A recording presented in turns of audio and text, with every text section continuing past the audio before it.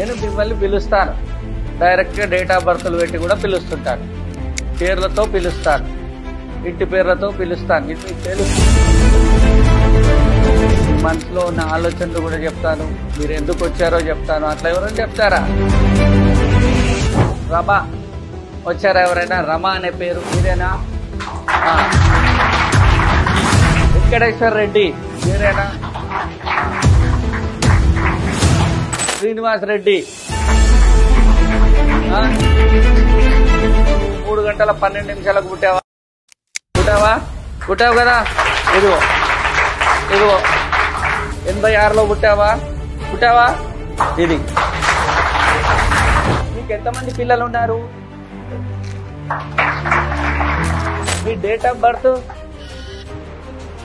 22 June.